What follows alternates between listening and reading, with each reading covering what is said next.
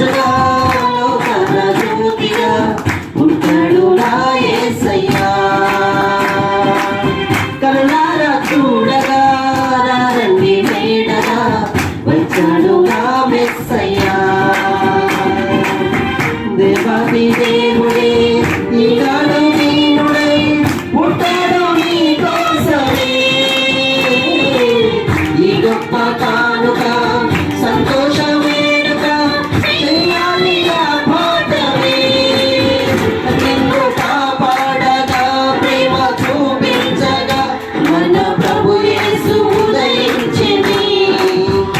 నిన్ను రక్షించగా